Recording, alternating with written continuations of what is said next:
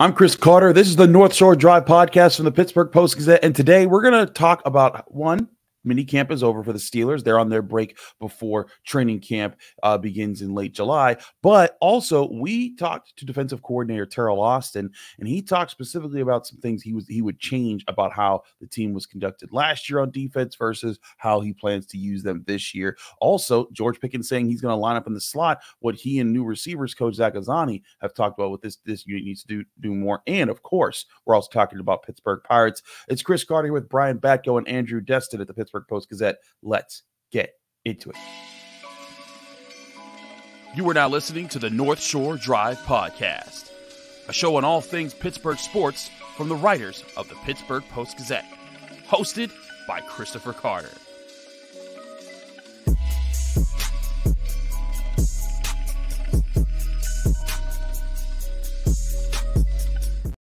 Hello and welcome to the North Shore Drive podcast from the Pittsburgh Post-Gazette. I'm your host, Chris Carter, here with Brian Batko, one of our great Steelers beat writers. And as always, you can find the show on your favorite podcasting apps every Monday, Wednesday, and Friday. You can also find us on YouTube. Like this video if you enjoy it. Subscribe to this channel to get all of our episodes, as well as the daily content that comes out from all of our Pittsburgh sports writers here at the Pittsburgh Post-Gazette. And as always, this show is brought to you by Mike's Beer Bar, the best bar in all of Pittsburgh. When you go to Mike's Beer Bar, they're right across the street from PNC Park on Federal Street. There were 500 different available beers. 300 of those beers are from the local Pittsburgh area, and 80 of those local beers are available on tap. More on them later. Brian, minicamp is done. That means we don't get to see the Steelers again for a few months, but one of the things we've been tasking, or I guess trying to nail down when we go there, is how this team's going to look different from last year. How can they take a step up? And when we talked to Teryl Austin, he seemed to task himself with needing to put Minkah Fitzpatrick in better places, and part of that was also using the personnel that they've added. Omar Khan has added in the offseason. What was your takeaway from how Teryl Austin kind of acknowledged some of the problems from last year and how he's going to try to do things differently this year? Yeah, I mean, I think he probably, when he reviewed everything, saw a lot of the same stuff that those of us on the outside were seeing. You try to figure out why a player is savvy and is as athletically talented and gifted as Minkah Fitzpatrick didn't make much of an impact. And in fact, the defense, or at least the team, was less successful when he was out there than when he was. That should never happen. And it probably speaks to, the allocation of roles in the secondary and maybe why they were a little bit out of whack. That could lend itself to the reason for the defense actually, playing better and winning more when he was sidelined. But we all know he's an asset to this team when he's healthy, and he's one of the best safeties in the league when he's healthy. So, yeah, I mean, Teryl Austin was up against it a little bit last year once Keanu Neal went down, and it's like, all right, Damontae, Kazee, he's one of your best 11. He's one of your best 2 safeties. But, he's somebody who's at his size, he kind of needs to play back deep, and then you've got to figure out something else to do with Minkah. And instead of getting him around the ball more, it kind of took him out of the game more. And thought it was interesting that Austin said that some of those deep completions by opposing teams were balls thrown that if Minkah Fitzpatrick were back there, bigger body, more of a instinctual player, then those balls probably don't even get thrown, let alone completed. So that was a puzzle last year that I don't think they necessarily had the pieces in the right place. And maybe Teryl Austin didn't even have the right pieces to work with. So they tried to change that this offseason, bringing in DeShon Elliott, much more of a traditional, strong safety, hard hitter, coming up in the box, covering tight ends man-to-man, whereas Minkah should be allowed to go back to patrolling center field, if you will. And that could elevate this defense to, the top 5 unit that I thought they could have been and should have been last year that, obviously wasn't really in their grasp due to injuries and some other factors outside of their control. I think that's a big part of this is, if the injuries that happened last year happened to this year's team, they may be better suited for it, but it will hamper what they're trying to do right now with reconstructing things. And, you talked about the addition of Patrick Queen, the drafting of Payton Wilson, the addition of Damontae Jackson, the signing of Cameron Sutton, and the signing of DeShon Elliott. All of those things, and we've talked about this before on the show, but all those things are things that kind of relay into what Minkah Fitzpatrick did away from being the the ranging free safety guy last year because he played in the slot, he played dime backer, he played linebacker, he played outside corner even at times, and it was to try and help in all these different places. The Steelers had obvious holes they needed to fill, and now if these signings and draft picks work out, maybe they've filled these holes, or at least made these holes less of a liability, so that Minkah Fitzpatrick can get back to what he does best. And also, like, I think even beyond the liability standpoint, but also on the standpoint of I think that some of these players can actually be pretty good at their jobs, especially like a guy like Patrick Queen and a guy like DeShon Elliott. I think that they are significant upgrades from what the Steelers had at those positions, and those are two areas that work in the middle part of the defense that can, if they handle their positions well, that Minkah Fitzpatrick gets freed up a lot more, and that can make the Steelers defense be elite. And they finished 6th in scoring last year, despite all the things that they went through, but certainly they had plenty of struggles throughout the year that they had to kind of correct, and that's why I think it's going to be really interesting for Teryl Austin with the additions that he's made. What else do we see that's different from the Steelers defense when we get to see them and start playing in September? Yeah, I mean, one thing I learned at OTAs and minicamp was just the rapport that Patrick Queen and DeShon Elliott have. I mean, I knew they knew each other. They'd played together in Baltimore, I think 3 years ago, Queen's first 2 years with the Ravens, but I didn't realize those two were that close. Elliott said a big reason why he even wanted to sign here was once he saw Patrick Queen was coming here, he wanted to play with his friend again. So they'll have that kind of, easy, seamless chemistry in the middle of the defense, passing guys off, being able to communicate probably with a look even more than needing to say any words. They hang out together a lot away from the field. They enjoy each other's company. They enjoy chirping each other and being competitive in these practice settings when they need to be. So we know that Minkah is not really the most vocal guy. I think he's, whether on the field or off the field, I think it's a lot of just, hey, I'm here. I'm doing my own thing. Taking my notes, studying, sharpening my mental game. And, he plays that way as well. I'll be back here in the deep post. Come try me if you want. I'll have your back if you're a defender in front of me, and I'll pick off a pass if it gets over your head. Whereas Elliott and Queen can kind of, take care of some of that middle of the field stuff. Obviously, track down ball carriers, get off of blocks, and let's not write off Elandon Roberts either. And he's a holdover from last season, of course. But, if anything got better with age in his age 29 season, turned in more than 100 tackles for the second straight year and made the Steelers look pretty smart for signing him in free agency after the Dolphins let him walk. Absolutely, and I think that there's still a lot of things that need to happen for this defense. And he talked about some of the younger players that he feels like could be different this year. He talked about they might use Joey Porter Jr. to follow number one receiver, but they might not because of just matchup situations. He talked about how DeMarvin Leal looks a lot better, or at least more in shape and more in tuned with what the team needs from him in these OTAs and minicamp than he did last year. And granted, I don't mean nothing until the pads go on, and we got to see if he does anything. But Teryl Austin doesn't usually hesitate to sort of shoot you straight if somebody's not looking good or not doing what they're supposed to be doing. He will let us know if he's like, so, that guy needs a bit more work. Yeah, so take that for what it's worth, and maybe he will be singing a different tune once, because he did preface it all by saying, look, it's football in shorts. I'm not really taking much away from this or fully evaluating guys till we get to Latrobe and see what they can do with the pads on. Maybe he'll be singing a different tune, or being a little bit more realistic about players and their opportunities come August. But yeah, at least for right now, glowing reviews of just about everybody he was asked to talk to speak on Wednesday.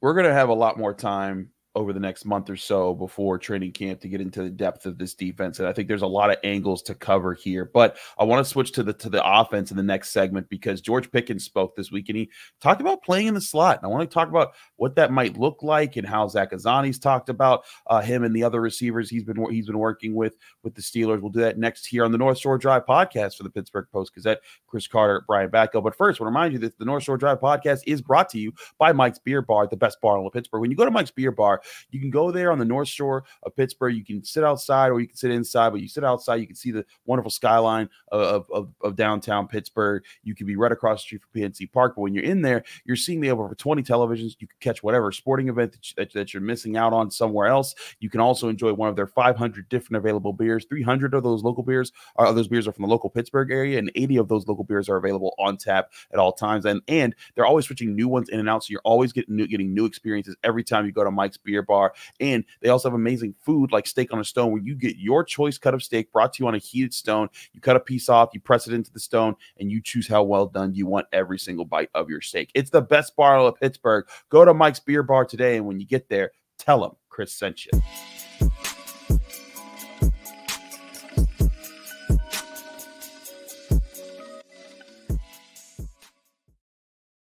We're back here on the North Shore Drive podcast from the Pittsburgh Post-Gazette. Chris Carter, Brian Batko. Brian, George Pickens spoke this past week, and he talked about working more in the slot as a receiver this season, and that drew some interesting eyes because I felt like, if anything, all the other receivers around him in the depth chart are guys that are suited for the slot, whether it's Roman Wilson or Calvin Austin or Scotty Miller.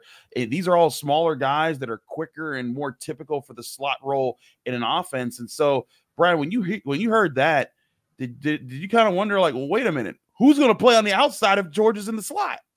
I mean, a little bit, but I do think that, even going back to last season and in the year before with the Pickens Austin draft class and what they were trying to do with those two, the previous offensive regime. I mean, I think they want all these receivers to be interchangeable. And I think you're seeing that across the NFL as well. It's good to have defined roles for sure, but that also makes it a little bit easier on the defense when they always know who's going to be lining up where. So, that was always kind of an odd thing to me with Deontay Johnson. I mean, he really prided himself on being a true X receiver. And yes, he thrived in that spot, getting open. But he never really offered as much versatility as I thought somebody with his skill set could.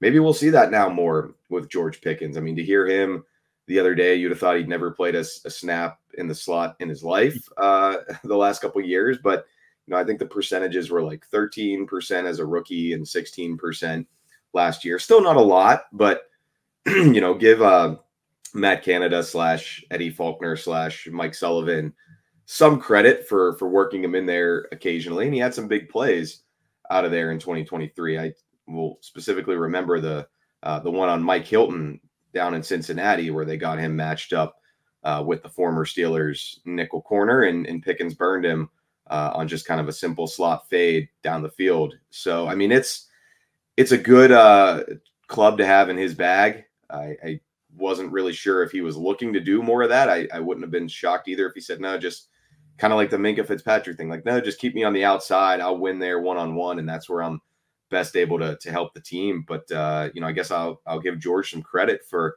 being willing to move around. And, selfishly, I'm sure, yeah, he wants to get the safeties on him and the occasional even linebacker on him, because he knows he can simply outrun those guys and make them look silly. Now it'll be, I think Matt Canada, he stressed trying to get mismatches too. He wasn't, wasn't an idiot. I mean, he tried, but I think, like everything as an offensive coordinator and play caller, it boils down to, like, do you have the right feel for when to do that? Do you have the sense of how the game is unfolding? Are you a step ahead of the opposing defensive play caller? And I think the proof's in the pudding now that oftentimes he wasn't enough. So maybe Arthur Smith will be better equipped to do that, whether it's with Pickens, whether it's with scheming things up for Calvin Austin, who I think had a really good spring. Zach Azzanni, the new receivers coach, did not temper his praise whatsoever for Austin, and we witnessed it, observed, and saw it as well. Chris being there pretty much every day. It looks like he's ready to take another step in year 3, really kind of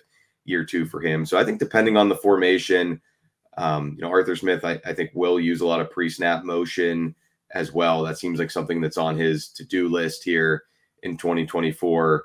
You want to use it with purpose, though, not just for the sake of doing it, but you'll see Pickens maybe lined up inside occasionally.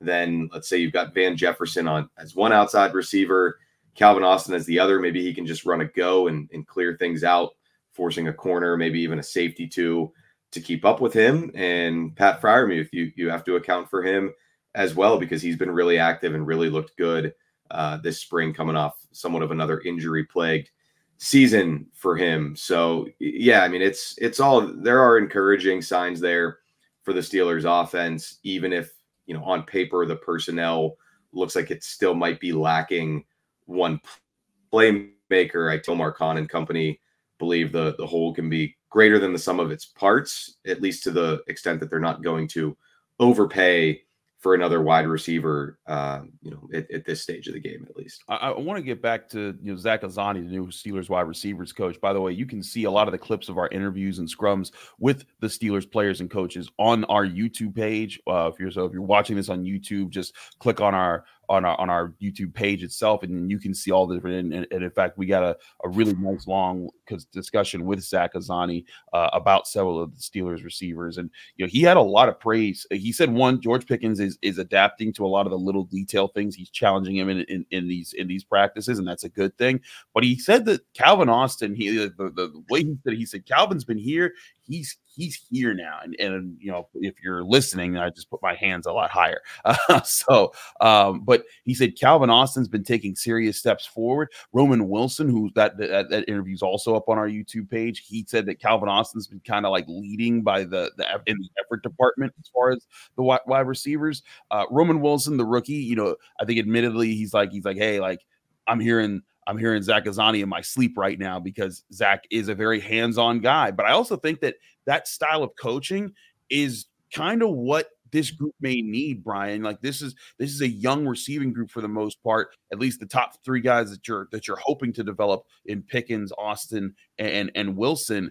You know, these are all guys that they haven't, like Pickens is known in the NFL, but he hasn't made his real footprint yet, I think, of what he wants to be in the NFL. Austin's still figuring out how he fits in the NFL, and Wilson's a rookie. And I think it might be really refreshing and good for these receivers to have a guy that gets up in their face, and like when you watch him at practice, he's slamming his feet, his hands and feet on the ground to try to say, I need your feet at this pace. I need you to do this at this time. And that kind of challenge might pull more out of these rookies and get them suited for the game a bit faster.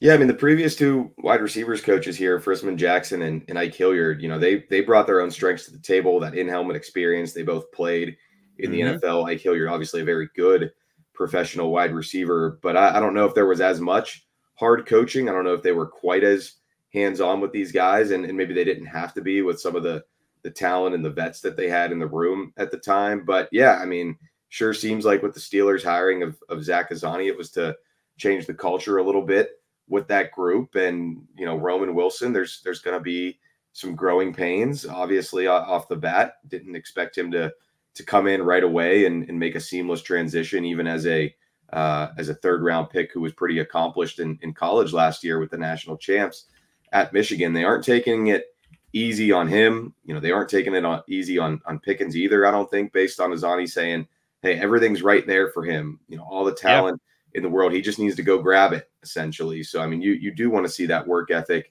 improve from year to year. Somebody like Calvin Austin, I mean, we know he works his tail off. You know, his rookie year, he went down, he got hurt. There wasn't a lot that he could do. And last year, I think he tried what he could do to position himself to be better. But other than a glimpse here and there, such as in Vegas, didn't really all materialize for him in what was a disjointed, dysfunctional season for the offense until the final month or so.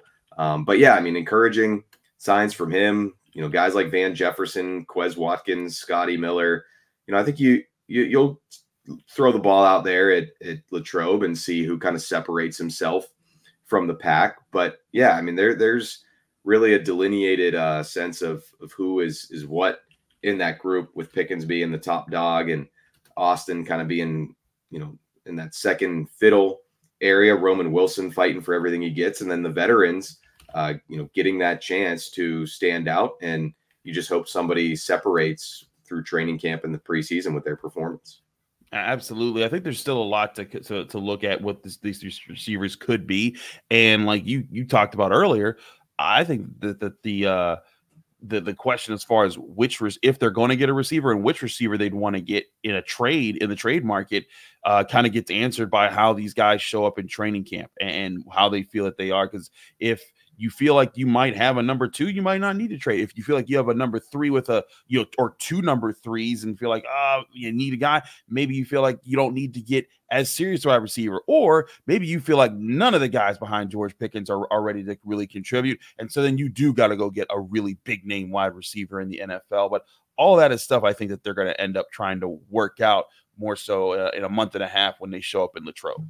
Yeah, I mean, even a couple or a few sort of NFL journeymen, if you will, like Denzel Mims and Des Fitzpatrick and Marquez Callaway. I mean, they've made plays at this level, and they're capable of making plays. So they'll be kind of like the sleepers when we get to training camp next month. But yeah, I mean, this group doesn't necessarily lack depth. It's just a matter of how much star power is there at the top, enough to kind of keep the heat off of George Pickens from opposing defenses. I don't know. I mean, we always hear the Steelers discuss how talented he is. Other teams are going to know that as well. So, and they know they can probably get under his skin if they're taking the ball away from him. So it's going to be a team effort, obviously, from everybody there. We know that it's still going to be a run-first mentality anyway. Players talking about trying to be the most physical offense in the NFL. I'm sure Pittsburgh is not the only city where they're talking about that in the locker room and in meetings, but they've maybe got the pieces in place now to do that, and the identity to try to do that. The coaching from the top down with Mike Tomlin and Arthur Smith instilling that in them. All they've invested in the O-line, arguably the best running back tandem in the league. So maybe the passing game is kind of a on the back burner to begin with, but certainly you're going to need to keep defenses honest, and you're going to need to have that component to your offense no matter what. Absolutely. He's Brian Batko of the Pittsburgh Post-Gazette, one of our great Steelers beat writers. Brian, thanks so much for joining us. We got to switch topics. When we come back, we're going to talk with Andrew Destin about the Destiny's Pittsburgh Child. Destiny, yeah. I love that. That's his nickname. But Andrew Destin covered the Pirates throughout their road trip. I wanted to talk to him about what he's seen with the Pirates. We'll do that all here on the North Shore Drive podcast from the Pittsburgh Post-Gazette. But first, I'll remind you the show is also sponsored by Moon Township Honda, which you can find on 5802 University Boulevard and moonhonda.com. Here's our message from our sponsors at Moon Township Honda. To build the Honda CR-V Hybrid, we took everything you love about the CR-V and kicked it up a notch with greater power for a CR-V unlike any before. Adventure confidently with Honda, Car and Driver's most awarded brand in 10 Best history. The CR-V and CR-V Hybrid, part of the Honda line of rugged vehicles. Visit your local Honda dealer where new vehicles are arriving daily. Buy online or reserve from select Honda dealers.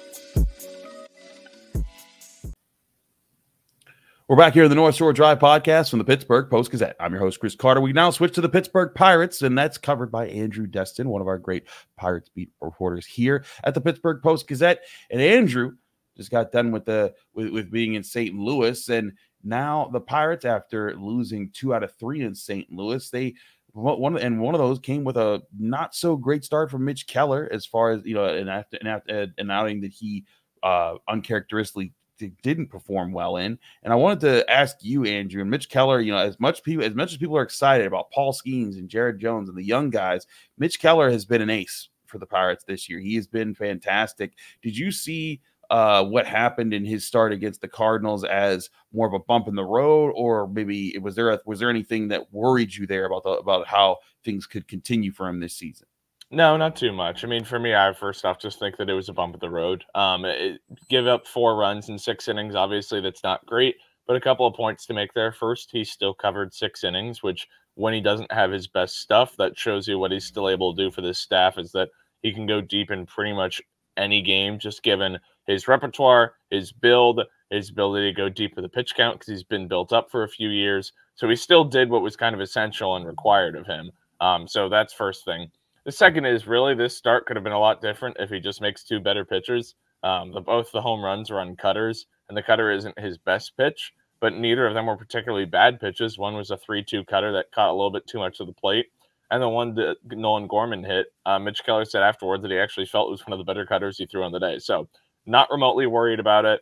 It was more an aberration than anything. It was something to write about and certainly something to monitor because it was so weird to see that. I think Mitch Keller's ERA over his previous 6 starts was 1.13. He had been excellent, starting with that complete game, 1-run ball against the Angels back on May 6th. So he had been pitching so well. I don't look at this as anything to concern about too much. And to your point, Chris, he's been arguably their best pitcher all season. And that's no disservice to Paul Skeens or to Jared Jones. It's just he's done it start in, start out. When he hasn't been great, it hasn't been a spiral of a performance. Like he hasn't had one that's truly been an ugly 8 runs, 3 innings that the guy can't get out of the 4th inning and you have to pull him early. Like even when he doesn't have his best stuff, he can pitch to soft contact. Yeah, he's going to give up a good number of hits, but it's just a matter of him being smart with his pitch count and recognizing, hey, like I got to get deep in this game for the team, given the status of the bullpen, or just frankly because he knows that's his responsibility as a starting pitcher. And I think we're just seeing that this was not his best, but certainly far from his worst. Yeah, and it wasn't like he got obliterated in this game. He just didn't shut it completely down. The Cardinals ended up winning 4-3. It did cut off a 6-game win streak of whenever he took the mound. The Pirates had been winning, dating back to early May. But looking at that, and the Pirates dropped the series against the Cardinals. They're now back down into last place of the NL Central. But as you and I have been talking about, that kind of is very relative to just the fact that the NL Central is all kind of outside of the Brewers, who are way ahead in the division. Everyone's kind of hovering around themselves. Like even the Cardinals, who just beat the Pirates in the series, they're still a game below 500. The Pirates are 4 games below 500, and they're still just a game and a half back of the Cardinals themselves. And then there's the wild card chase, where they're a game and a half back because the Cardinals themselves are right up there with the Giants as far as teams, vying to be wild card teams. So I think it's interesting to see again just the fact that everything is really kind of huddled up on itself as far as this. But do you think when you look at this, is there any other signs of any other teams that you think maybe could fall out of contention and make this a little bit less of a thick pack very soon? No, I mean, it's tough to say. And I think the Cardinals-Pirates series I'm going to use as like the perfect data point, because it just showed how, and this is no disservice to either team, how perfectly mediocre both those teams are and how perfectly mediocre most of those teams jumbled up there are. It's not like this is, the AFC North, to use a football analogy, where it's, all the teams are pegged as some of the best in the league and they're all beating up on each other, or, like the Big Ten East or something like that. This is a matter of all these teams have their flaws, have their warts. And I think that just means that they're going to be trading blows, trading punches. I mean, look at it this way. The Pirates in 3 games against the St. Louis Cardinals scored 7 runs. The Cardinals starting pitching is fine. It's good. Sonny Gray had a good pitching at performance, and Lance Lynn did what Lance Lynn has done this year, which is cover, 4+ innings and give up maybe a run or 2 runs or something and then get pulled. Like the Pirates just couldn't do much of anything against the bullpen, and Miles Michaelis nearly, threw a perfect game against them, having 7 innings of 1-hit ball. So I bring up that data point, and I bring up this series to say that the St. Louis Cardinals are very top-heavy and not deep. The Pittsburgh Pirates, in a lot of ways, are very top-heavy and not terribly deep, because it's all about the starting pitching, a couple of position players, and a solid back end of your bullpen. The way that these teams are structured, I think the only way that we see anybody fall out of contention is a very serious injury, and I'm not wishing that on anybody, but that's how a team falls out is, let's say, any one of these NL West teams, like if the Giants pitching staff, they lose 2 more guys to the IL, like a Blake Snell continues having the injury-plagued year and Logan Webb gets injured, then yeah, that might be the kiss of death for the Giants. And I think that kind of rationale applies to all these teams, so I think it's too early to say that anybody's falling out of contention or anybody's a prime candidate for it. I think the reality is just that none of these teams are particularly deep. The margin for error is that thin, and it means as they play each other, they're all just going to beat up on each other. The Pirates have their upcoming series on the road against the Colorado Rockies before returning home to face the Reds and the Rays. The Reds and the Rays kind of hovering right around the same kind of records as the Pirates, sub 500, but not too far below, both in the wild card chase in their own leagues. But the Rockies are one of the worst teams in baseball right now as far as their record. Is this a series you feel like the Pirates have to sweep if they're gonna try to make any moves here to stay in the hunt or get back ahead of the pack in the wild card chase, and also make it clear to management to be like, hey, like this team it can be a team that does win out in this race if you just invest in it at the trade deadline. Hey, you gotta win at least 2. Yeah, you can't drop 2 out of 3 to the Rockies and have it be a 2-4 road trip. Like, that can't happen. The sweep would be nice. It's probably asking a lot. And it's probably asking a lot given how the starting rotation is going to look this series. Looks like it's going to be a bullpen day tonight against the Rockies. Jared Jones on Saturday, and might be a bullpen game, or they call up, say, Dalton Jeffries from AAA Indianapolis to make a spot start with Paul Skeens getting pushed back to Monday. So the way that I look at it is, in theory, it's the Rockies. They're not good. Their bullpen is the worst in baseball. Their starting rotation is not particularly good.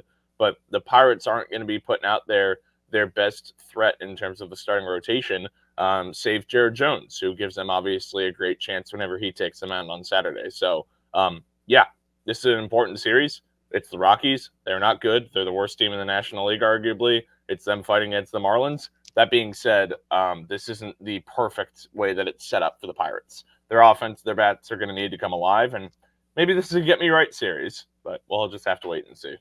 Well, you can read all about it at the Pittsburgh Post-Gazette. Andrew, thanks so much for joining us here on the North Shore Drive podcast. And you can read all his work at post-gazette.com, as well as all of our work at post-gazette.com. And you can also hear and watch him with Noah Hiles, our other great Pirates beat reporter, with him, as they have video and audio content on our podcasting channels, just like we have video and audio content here for the Pittsburgh Post-Gazette in our sports department. Thanks again for tuning into the North Shore Drive podcast, and thanks for Brian Batko for also joining us. I'm your host, Chris Carter. Follow me on Twitter and Instagram at Carter Critiques. Read my work here at the Pittsburgh Post-Gazette, post-gazette.com, and remember to subscribe to this channel to get all the Monday, Wednesday, Friday episodes of the North Shore Drive podcast, as well as all the daily content we produce here. We'll see you here again here Monday here on the North Shore Drive podcast. Thank you for tuning in to another episode of the North Shore Drive podcast from the Pittsburgh Post-Gazette. If you watch this video on YouTube, please like the video and subscribe to our channel. For all the sports coverage from the Post-Gazette that we have to offer, visit post-gazette.com.